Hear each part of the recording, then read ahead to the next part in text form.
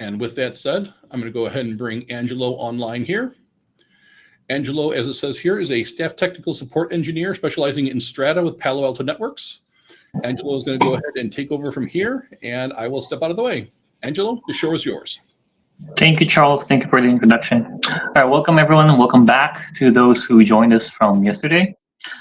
Today we'll be continuing with the case studies, and we'll be going back to the slide decks that we discussed yesterday, just a reference of how we're going to apply what we discussed yesterday to how we're troubleshooting the different case studies that we're going through. Okay, let me share my screen. All right, there we go. And to improve your throughput, Angelo, if you want to kill your video, you're welcome to do so there too. Thank you. Yep, got it. Okay. Continuing from yesterday's, from where we ended yesterday. So remember the issue with the Android, GlobalProtect on Android. We were getting the, what's it? Cannot get server cert of this IP address here. So what it turned out to be was that since I was using dynamic DNS for my host name, this host name here, I tested it like the previous day with this IP address. So that on Monday, this was the IP address of my domain here, but I forgot to change back to using the domain name instead of the IP address. So my dynamic DNS here changes IP addresses every 24 hours.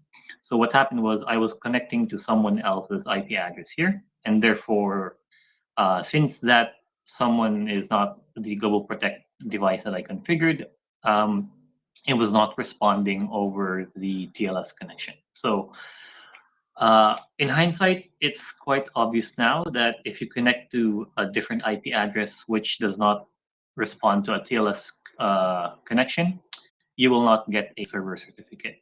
And that's also evident when we checked out the different URLs that was being accessed in the historical logs of GlobalProtect. Okay, so before we had the domains clearly showing up, and then for some reason that's when I started using the IP just for testing stuff. The URL that you're seeing here is now the IP. So what this implies is if you are seeing the URL here, that is the URL address that you are trying to connect to, or that you've entered in GlobalProtect. And then after that, just after our session, I figured that out and I connected back to using the FQDN. Okay. All right. Now we move on to another case study here. Win and Win04. Okay. So I have a GlobalProtect that has been disconnecting over and over again. It is connected, but after some time it will disconnect. And one of the things that you can immediately see here is that as we just noticed, it disconnected and then it reconnects back. As you've noticed, we have bytes out and packets out, but not bytes in. So how you would troubleshoot this is get your logs first, and then as mentioned before, we'll use the PAN-GP event log to get a high-level overview of what's going on with the connection. Okay.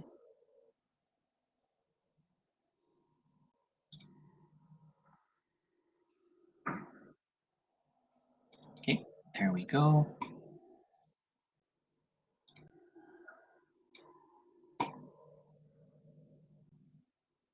A PAN-GP event.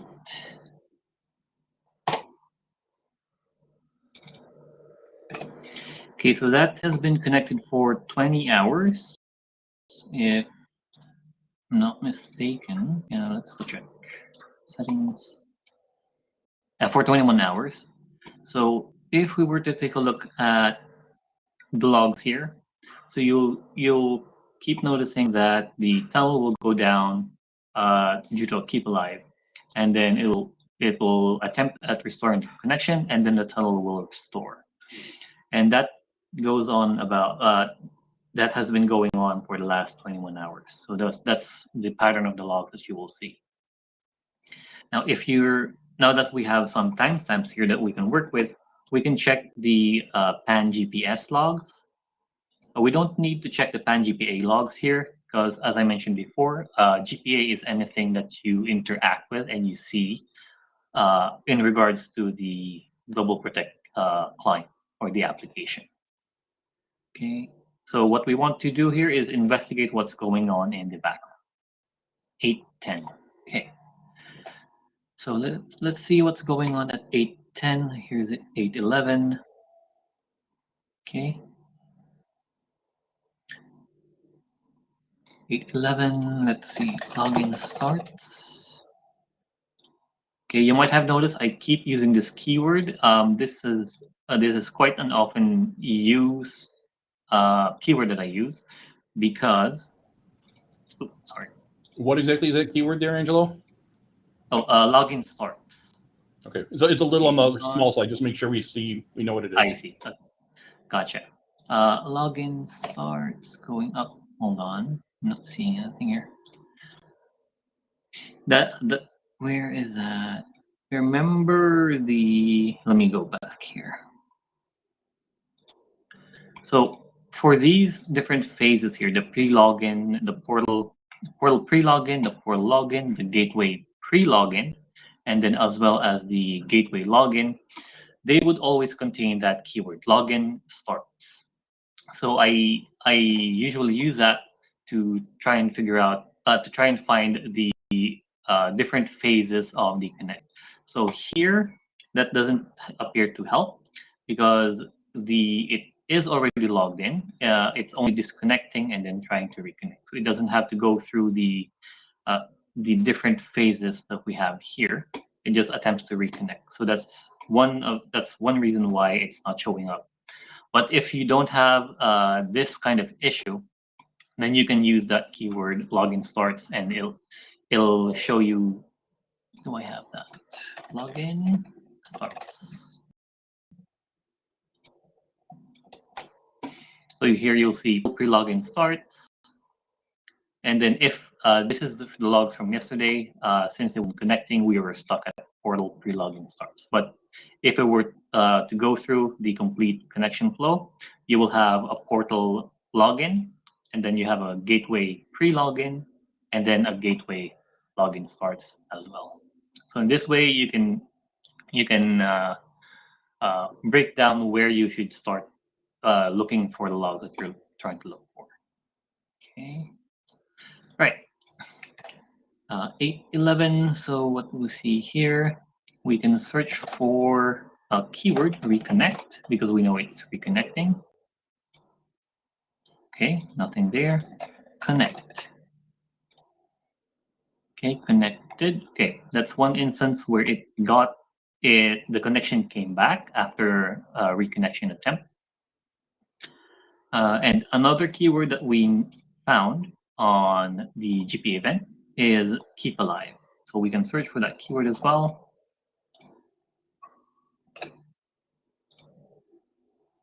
Okay, tunnel down after keep alive, timeout, okay, and it doesn't show too many outstanding keep alive. So we know that the tunnel is going down, not because on the user side the user is logging out, but the keep alive mechanism for GlobalProtect is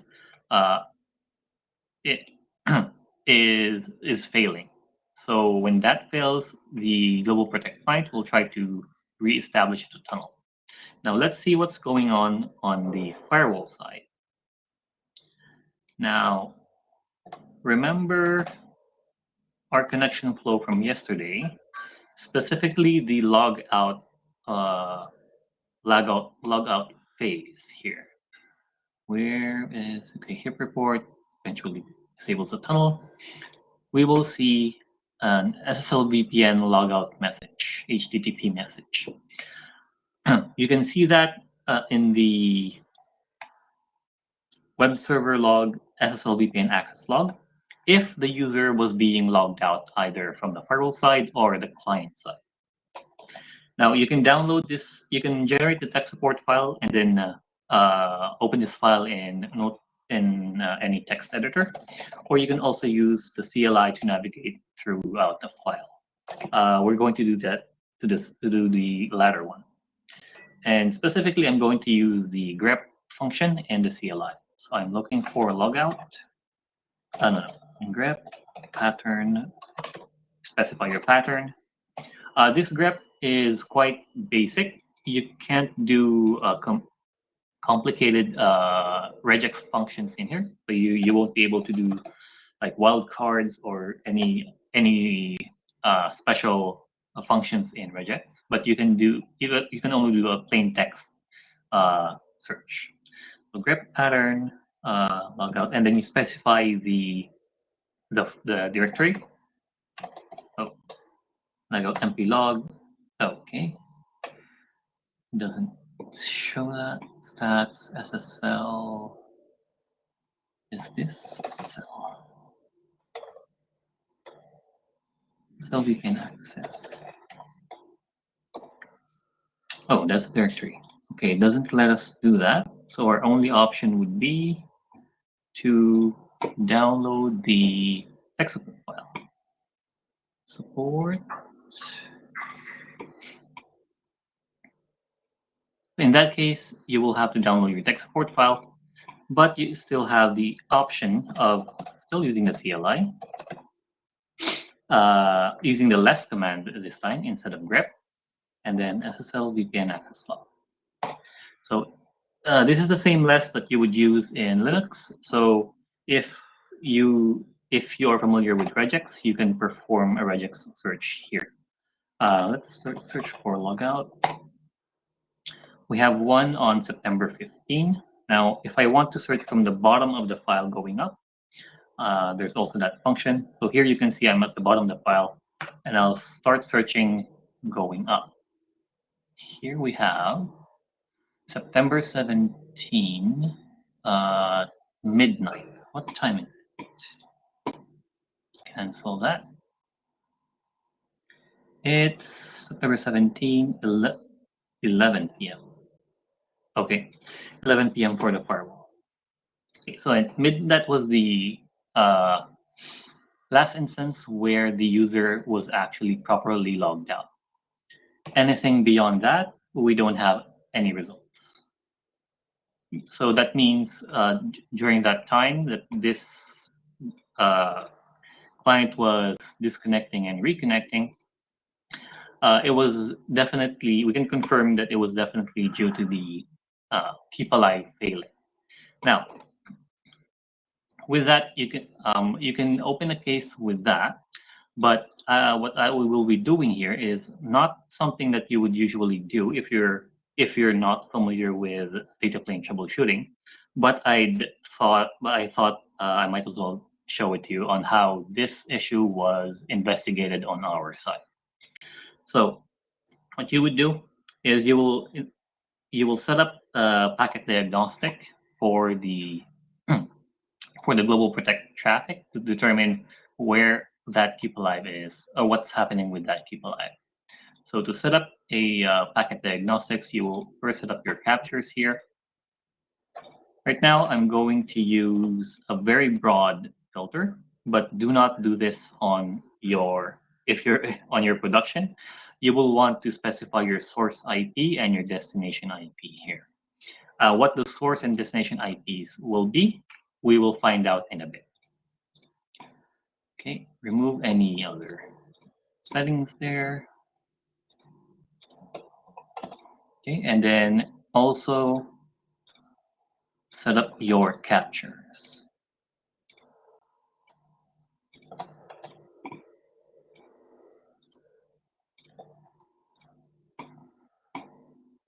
Okay, you don't need to turn it on right now because we'll still need to enable the logging feature for packet diagnostics, and you can only do that in the CLI. So we would do it by using this command, debug data plane packet First, we check our settings, what we currently configured. So logging is not enabled, and there are no features configured. We have our filter here. We're filtering for TCP connections, and we have our stages here. So we'll set up our filter. We'll set up our logging features since that's the only thing that we're missing. Debug data plane packet diagnostics, set log feature. Always include flow basic because that will show you at the IP header for the packets and the diagnostic results. And then for GlobalProtect, you would also typically you would also include SSL basic and proxy basic for the diagnostics. Now, for this instance, we will not include SSL basic because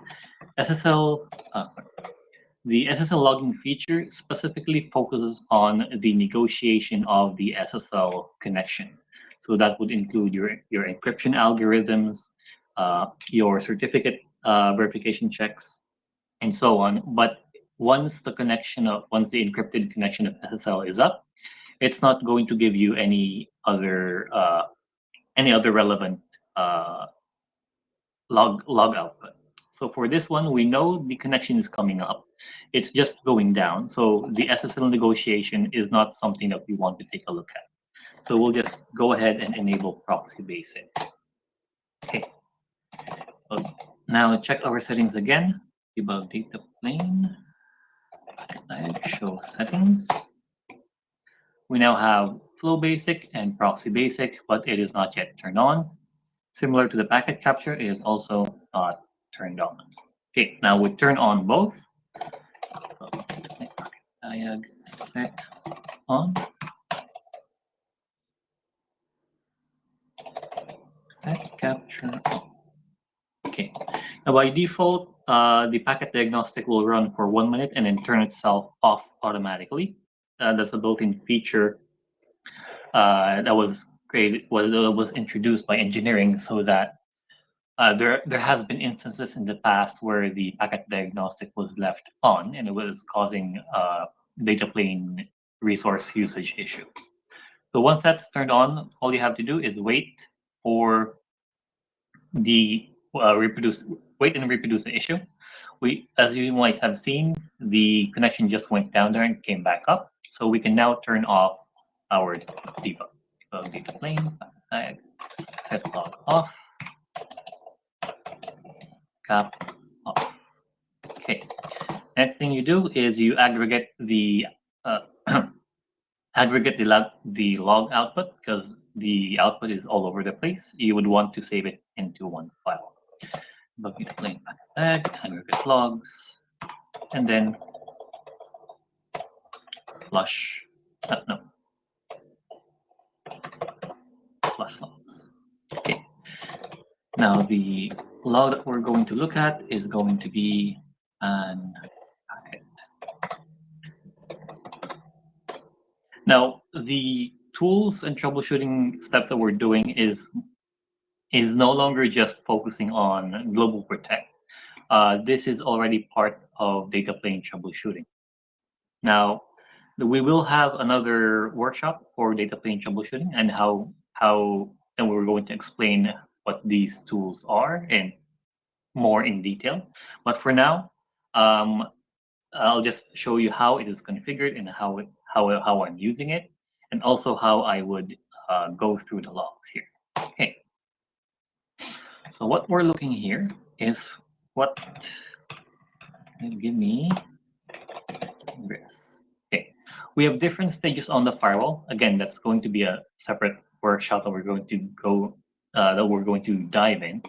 But essentially, there are multiple stages on the firewall as the packet is being processed. I search for the ingress keyword because I know that is where the packet would be first seen by the firewall at the ingress stage. So here is one output for that stage, for that specific packet. Now what we're looking for here, so as to not take a lot of time, case 2. Okay, where is it? Okay.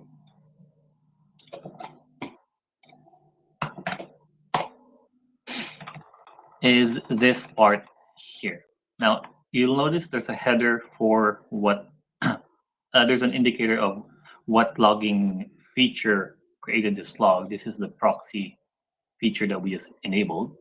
And as you can see, the source IP ... does not match the assigned IP of 192.168.0.5. Well, that 192 address is the physical, what is it? That's a physical address of my device. Sorry, not the physical address. It's the address of the physical interface of my device. No, I don't want that. Options. There we go. Can close this. GP. That would be this. No, not this. This is the management. This will be the 172.1.6. Am I? Oh, I'm in Win 4. So I'm in Win 4. Yeah, I'm in Win 4. Am I not on Win 4? Sorry, the IP is not. I need to correct myself. The IP is not the physical.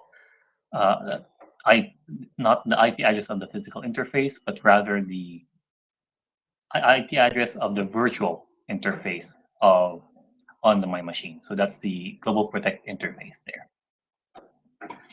Okay, and what does this mean? So somehow the source IP is an IPv6, and we are somewhat seeing it being compared to an IPv4.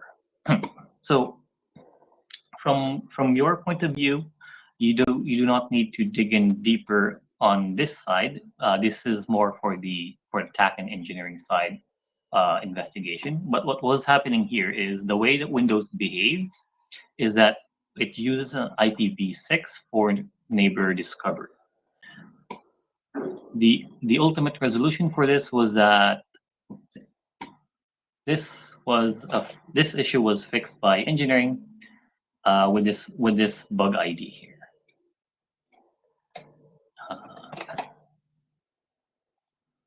Okay. So it's listed here. Okay. So it's not the whole thing that I showed you. It's might not be something that you would do on your own, but it's not that one. No. But it's a good example of showing that just because you have GlobalProtect not functioning as expected, that you should always focus your investigation with GlobalProtect. So again, these features and functions of the firewalls are interconnected, that you will use different troubleshooting methods and different troubleshooting tools, not just specific for, say, GlobalProtect or data plane. So in this case, the combination of troubleshooting GlobalProtect by analyzing the logs was used, but also in addition to that, we used some data plane troubleshooting techniques and tools to identify what the issue is. So again, this part will not be, we don't expect you to identify this part, but it's just good to show that this is how we did it on the in the background. Okay. Right. Okay. Moving on. Let me load my config here. Operation load. 1, 2, 3. Yeah, 3.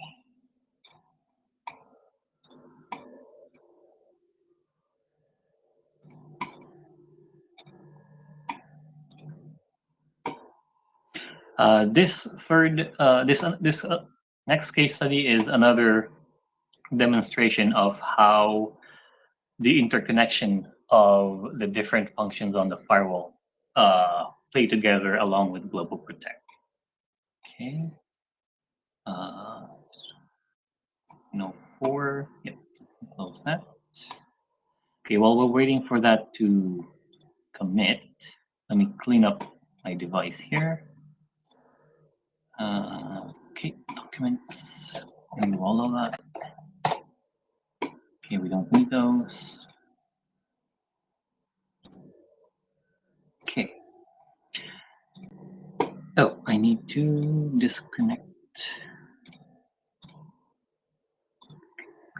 Disconnect that, please. Thank you. And yeah, that should be fine.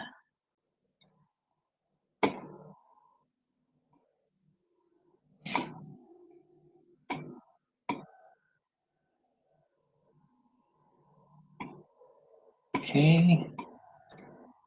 Almost there. Okay, let me clean up the cache while we're waiting for that. User 1. Local auto GPA. I don't need those. Okay, skip. Okay, that should be fine. All right, it's now done. So we will connect to GlobalProtect. It's the same address. Skip that, please. Thank you. Okay. Connect, and immediately the network connection is unreachable. So it didn't even wait for a second there. It immediately just says that the connection is unreachable. That behavior that you saw there, that is not indicative of a timeout, wherein the GlobalProtect client will try and keep on sending a connection attempt, and then there's no response coming from the server side.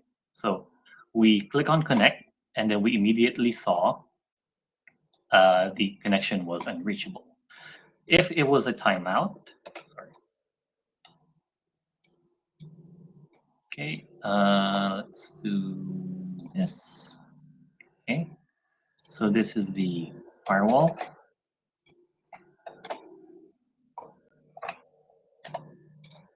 This is the client. If it was a timeout, the client will keep on trying for a certain amount of time before it declares it is unreachable, and then there's just no response coming from the client. So there's going to be some amount of retries from the client side. So without running a capture, that would look like as if the GlobalProtect client is just still spinning around trying to connect to the GlobalProtect gateway or the portal. But in our case, we just immediately get something like this. That is an indication of a connection being closed by the server, and the server is telling the client that this connection will not go through. I'm not going to allow this connection. So that can either be a reset or a pin. Now, the next step you would do here is run a packet capture just to verify. Okay, let's not do this here. You would want to do a packet capture on your client side and on your firewall side. But for now, simplify things, I will try and run a capture on just the firewall. Okay, we still have that. Okay. Turn that on and go to here. You can also use global counters. If you don't want to turn on your packet captures, you can rely on global counters. We're going to do both just to demonstrate how you would troubleshoot this. Show counter global, filter yes, delta yes. Okay, ignore the first output of the global counter command. It'll just show you a bunch of output which is not relevant to the traffic that you're looking at. So once you run the command a few times, and it's no longer showing anything, that's when you initiate your test traffic. Okay. Connect again. Okay, it's unreachable, and let's see what's going on. So info drop. So this confirms that our suspicion that the connection was being explicitly terminated by the server, or in this case, the portal. So let's see what's going on with the packet captures. So we know it's being reset. Let's try to figure out how far the connection goes before it is actually reset by the firewall. Okay, combining these two. Okay. So we have a synapse act, client hello, server hello. So it changed cipher spec. So the connection actually progresses through quite deep into the SSL connection. So you have your three-way handshake and then your SSL negotiation, and then the connection actually, or the firewall and the client actually talks to each other using the encrypted tunnel. There's some application data going on, but the connection is reset by the 1615. Oh, that was from the 15 is the client, if I'm not mistaken. Hold on.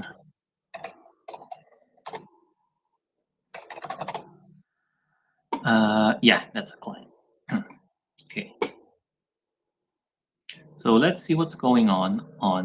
At this point, you can run a packet, a flow basic, but before you do that, you would want to check your logs first, see if the traffic is being allowed.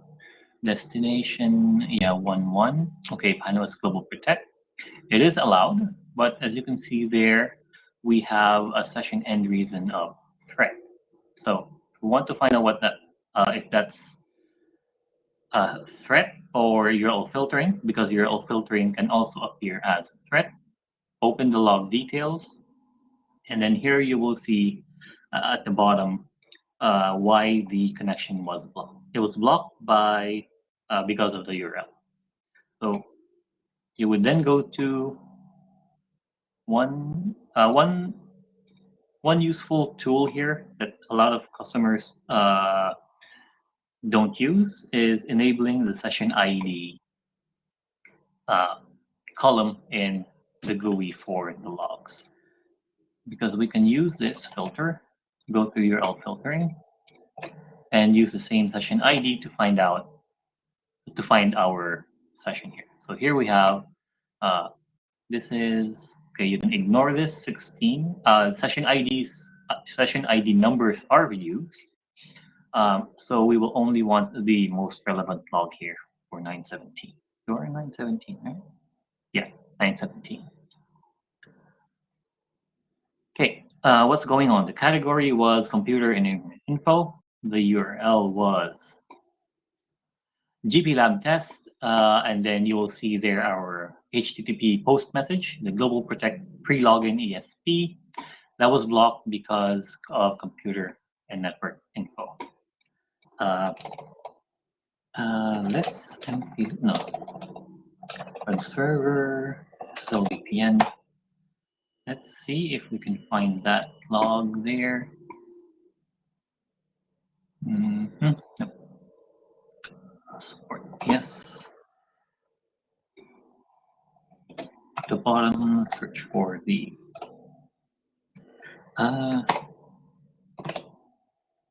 okay, let's not do the whole thing. Let's just search for pre-login instead. Pre-login. Okay, we have post SSL VPN. That's not our one. 2024. No. Okay, we don't see that. Go to the SSL VPN access log, because that was blocked by the firewall due to its category. So what I'm trying to show you here is that a lot of our customers use URL filtering for traffic, to allow traffic, GlobalProtect traffic connecting to the firewall. here we have your URL filtering, and this is the rule which allows my GlobalProtect connection to the firewall. And this is one of the consequences of doing that. And in addition to using URL filtering, some of our customers also use security profiles, like for vulnerability and such. And that sometimes interferes with the GlobalProtect connection, or sending of the HIP report by the customer, by the client, to the firewall.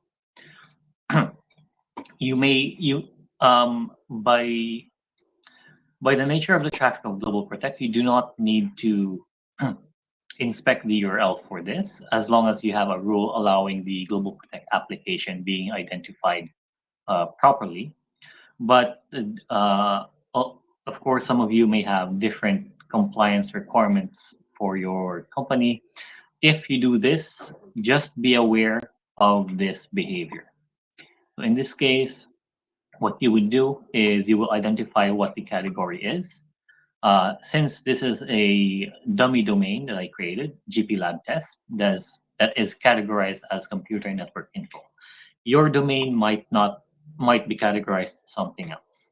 And also, as the signatures get updated, it might be recategorized as something else, wherein you were allowing one category one day, and then you are blocking the new category for your domain on the next day. So be aware of that. So what you would do here is you would allow your category, either create a custom URL category, or allow the default category that is attached to that domain. So computer lock. No longer a topic for GlobalProtect, but I will go through it anyway. So if you set the action to allow, you will not see any logs in the URL logs. So what you would want, if you want to allow the connection and also see the logs, you would want to set it to alert. Okay. You can ignore the credential submission there. This is I just set everything to block, but that's not relevant to our case study. Okay. Once you do that, GP Lab Test, not that. Test a site, Palo Alto. Just to verify the category for my dummy domain, we can use this, GP Lab Test. No, I'm not a robot. Fire hydrants. And choose, okay. Search, that's computer network info, and also the risk level is low. Okay. Okay, once that's done,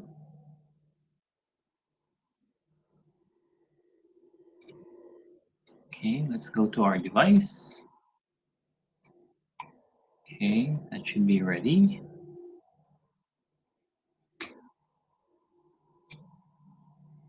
Okay, config committed successfully. And then, okay, we can now connect. Right, connect. Okay, why are we still getting the same error? Again, that was a quick transition from connecting to unreachable. So you can imply that the connection is still being reset. So deliberately reset. Let's go back to our logs and see what's going on. That's no longer our session. We go back to our traffic logs. Okay, 2339. That's 46. Okay, we can ignore that. So anything above 45 is what we are looking for. This guy, TCP fin. Is that the one? Okay, let's check the log details. I'm not seeing anything there. Okay, let's check any new URL filtering logs. 45, low risk. Okay, so what's happening here? The new category is low risk. As we as we saw here, there are two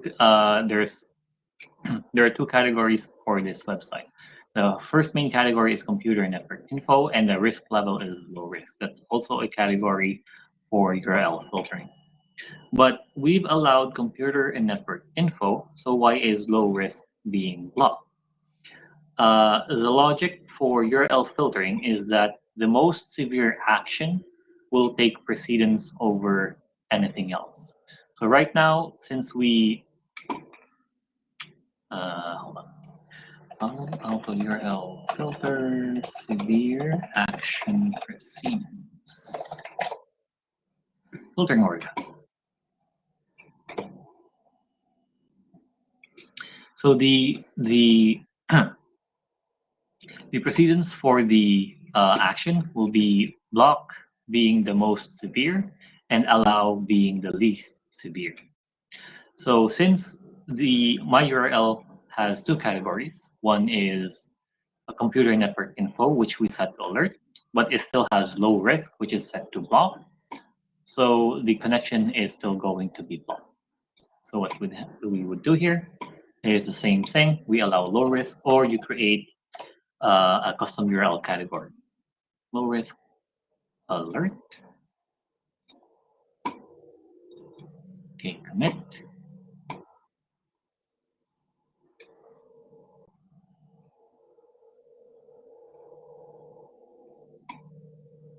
Okay. Oh, no, not that. Here we go. URL filtering order. Test a site. If you want to test the local firewall categorization, there is a command for that. Test URL. Where is it? In host. URL info on host. I'm trying to specify what the categorization is on the firewall instead of using the cloud database. And then we use GP test. GP lab test, computer info, and then flow rules. Okay. So if you're again, no longer the topic for GlobalProtect, but if you're having some issues with the categorization for URLs, you can use this command, test URL info host, to test what the signatures are or the categorization is on the host itself, and you can also compare that to with the output coming from the cloud. And then you can also use this site to test the URL. This will be a cloud-based categorization. Okay, now that's done. We connect one more time. Pay attention to the message here. So retrieving portal configuration, and the cache files are being created. Now the connection is unreachable, but this time, oh, no. Oh, okay, fine. Let me go. Connect, please. There we go. Retrieving portal config.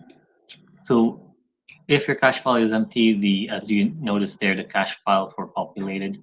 The portal config is here. It lists how the application is supposed to behave, like how you configure it in the portal, and then also the list of available gateways. If you will notice there, we are unable to connect to the gateway. So this time the issue is on the gateway phase of the connection flow. Again, going back to the traffic logs or the URL logs, let's see what's going on. Here, my category is private IP address because I have configured the portal to point to a private IP address, which is considered as the external gateway.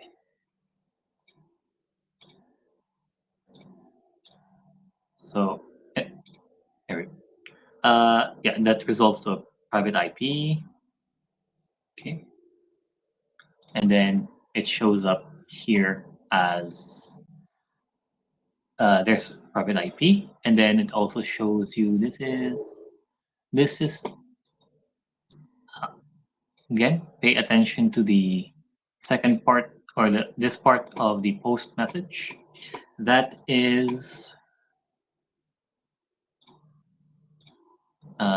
that's the gateway part of the connection flow. So here we have the private IP showing up, and then also the domain name that's showing up. That is being, this is private IP. Computer and internet info should be allowed. Alert, yeah, alert. It's not blocking, but the main issue we have would be for the private IP. Yeah, block URL. So to summarize, if you are, you don't need to filter, you don't need to apply URL filtering for the GlobalProtect connection traffic. What you would want to filter is for the user traffic that's going over the tunnel to the firewall. But depending on your compliance requirements, you may be required to do so. And if you do, pay attention to this behavior and pay attention to how you've configured the security rule to, allowing the GlobalProtect traffic. You might also have antivirus, vulnerability protection, and anti-spyware applied to the security rule allowing the GlobalProtect traffic. I've also seen one customer or one case wherein they have a vulnerability protection applied, and the GlobalProtect connection was being seen as what was that? A brute force, because what they did. Hold on, let me draw.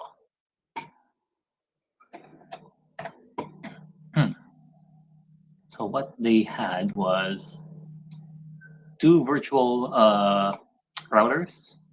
Where is my, and then the client. So this is the client. This is, I will just call it two different firewalls, firewall 1 and then firewall 2, just to simplify the diagram. So the client was connecting to firewall 1 because their router is NATing to the IP address of firewall 1, and firewall 2 is behind firewall 1. Well, what the special thing that they're doing is they are NATing on this interface. So what happens is, from the point of view of firewall 1, all the connections is coming from one IP, and it somehow triggered one of the signatures, which appears to be a brute force attack for that specific connection. And then firewall 2 was blocking the connection. Brute force. So when you, again, just to repeat, when you do apply layer 7 inspection or security profiles to inspect GlobalProtect traffic, be aware of this behavior. Okay. All right. I guess let me just check if we have any questions here. Yes. No, everything that's in the chat has been answered so far. Oh, all good. Okay. Yep. Let me stop. Okay, there we go. Okay. Now. Oh no, not that. Okay. This is the keep alive thing. Okay, this is the URL filtering. Okay, we've done that. And then we've discussed clientless, no, this is something different. GP not connecting on iOS, and then GP not connecting on Android. Okay, just to go back to the first case study here. That we did not see yesterday due to issues with the lab. Reload my config here. 1. Okay, so that config looks like this. So this is the chain that I was referring to yesterday. And then if you check my certificate here, you will see I have the subject GP lab test. Same thing, GP lab test, but I didn't use the subject alternate name field on my certificate. For the configuration of the portal, as I've shown in the deck, the portal is configured to point to the external gateway using an IP address, but our certificate here is configured with a domain name. You can use the subject alternate name to include the IP address of the gateway, and then configure your gateway with an IP address. That should work fine. But for consistency, if you are using your if you don't have, say, a static IP, you might not be able to use that. And also for consistency, you might want to use whatever you set in the subject of the certificate to your GlobalProtect settings for the portal. Okay. Why other? Okay. Last thing that I want to show you would be this guy. Okay, this is a test portal. Boom. We are now loaded. Give me lab win.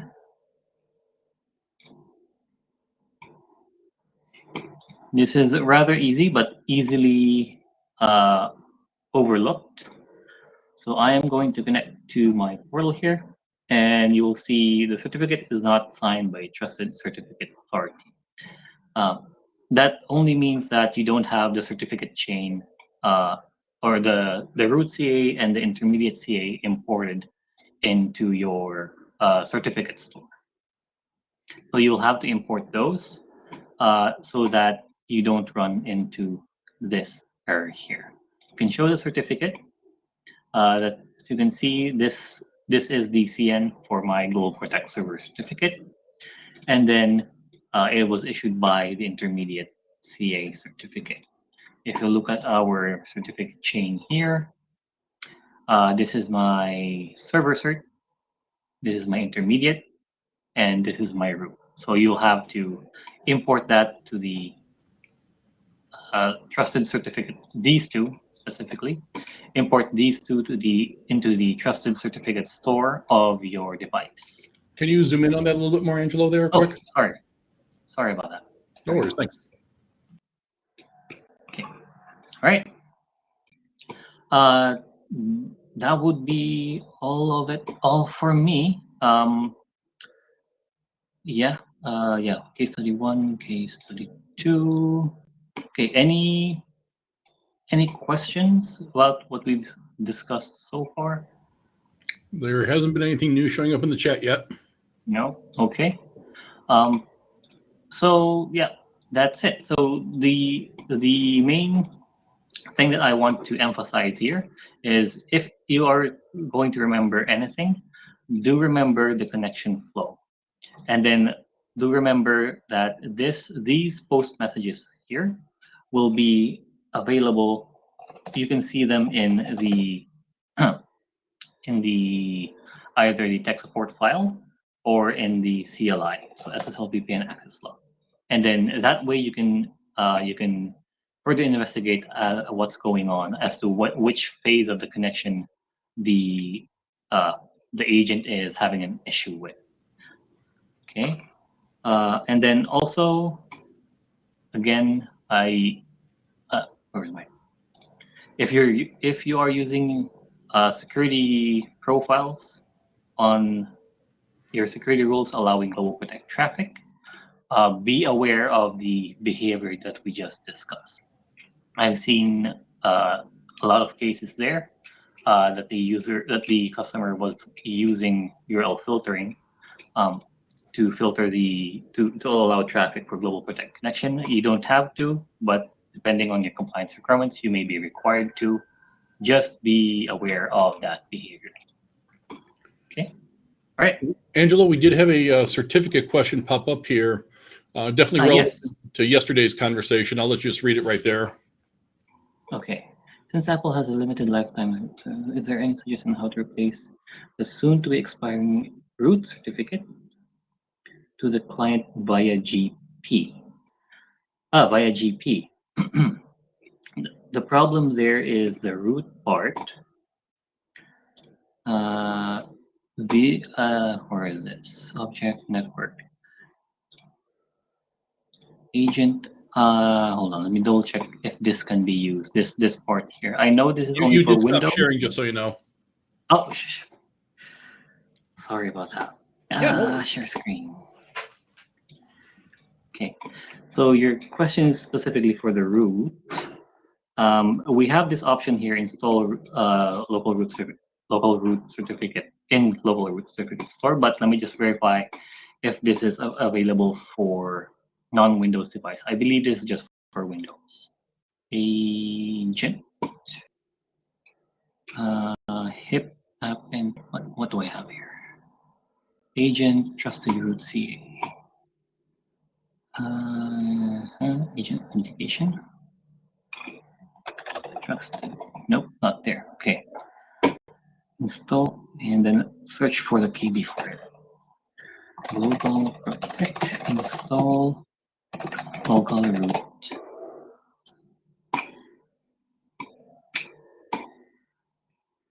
Okay, on Mac. No, I'm using not that. Creating certificate. Install in local root certificate store. Install in local root certificate store. Not that. What I call config. GlobalProtect. Config.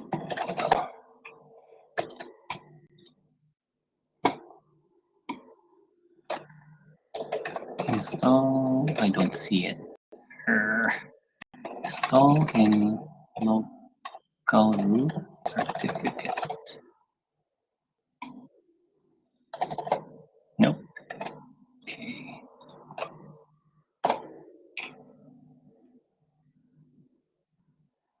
I don't see it. Okay.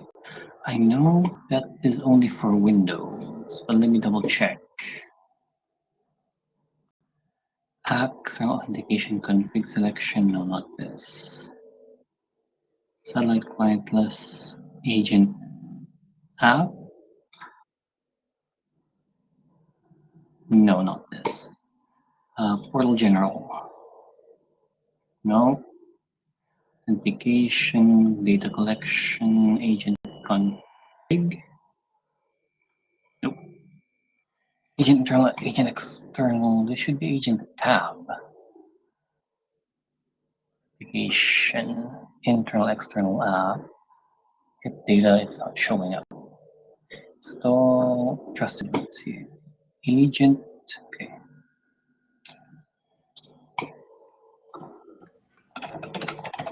So what you're saying right now, at least, is you're pretty sure it can be done via a Windows client, but Mac and Linux not so sure about. Yeah, I'll have to verify that. Okay, local root CA.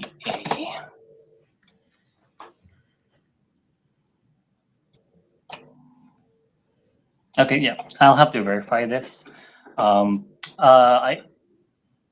Charles will have the post in the live community for this session, right? Yep, I've already actually shared that out into the chat while you were presenting earlier. Yes.